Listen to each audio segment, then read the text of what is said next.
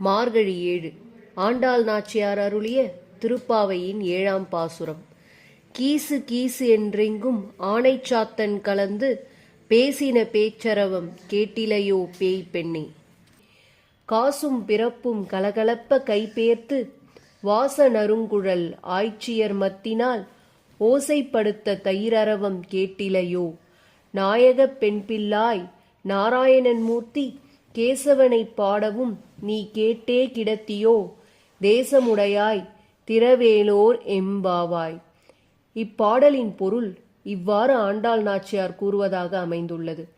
அறிவில்லாதவளே, ஆனைச்சாத்தான் என்றழைக்கப்படும் வலியன் குருவிகள் கீச்சிடும் குரலும் அவை தங்கள் துணையுடன் பேசும் ஒளியும் உனக்கு கேட்கவில்லையா? வாசனை மிக்க கூந்தலை உடைய ஆய்குலப் பெண்கள் மத்துக்கொண்டு தயிர் கடையும் ஓசையும், அப்போது அவர்கள் கழுத்தில் அணிந்துள்ள அச்சுத்தாலியும் ஆமைத்தாலியும் இணைந்து ஒலி எழுப்புவது இன்னுமா கேட்கவில்லை? எல்லோருக்கும் தலைமை ஏற்று அழைத்து செல்வதாக சொன்ன பெண்ணே, நாங்கள் நாராயணனான கேசவனை புகழ்ந்து பாடுவது உன் காதில் கேட்டும் உறங்கும் மர்மம் என்ன? பிரகாசமான முகத்தை கொண்டவளே, உன் வீட்டுக் கதவை திற. இப்பொருளின் விளக்கம்: கீச் கீச் என்று தங்களுக்குள் பேசிக்கொள்ளும் வலியான் கருங்குருவிகளின் பேசும் ஒலி உமக்கு கேட்கவில்லையா?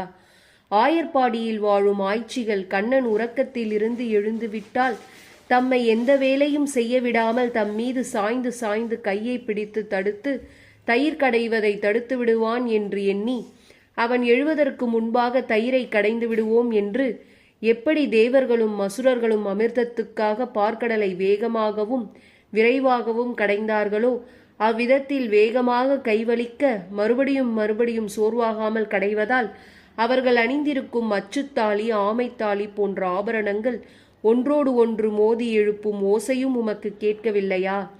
இவ்வளவு ஒலிகள் கேட்டும் எவ்விதத்தில் நீ உறக்கம் கொள்கிறாயோ? பேய்த்தனம் ஏதோ உன்னை பிடித்து கொண்டதோ? கேசவனை பாடப்பாட நீ கேட்டுக்கொண்டே சுகமாக படுத்திருக்கலாமா? ஒளி பொருந்திய முகத்தை உடைய பெண்ணே, உடனே எழுந்து கதவு திறந்து பாவை நோன்பு நோக்க வாராய் என ஆண்டாள் தன் தோழியரை மட்டுமன்றி அனைத்து பெண்களையும் அழைக்கிறாள். தொடர்ந்து திருப்பாவை பாடல்களையும் பாடல்களின் பொருளையும் தெரிந்து கொள்ள நம்ம சேனலை சப்ஸ்கிரைப் பண்ணுங்க. இந்த பதிவு உங்களுக்கு பிடிச்சிருந்தா லைக் பண்ணுங்க. நன்றி.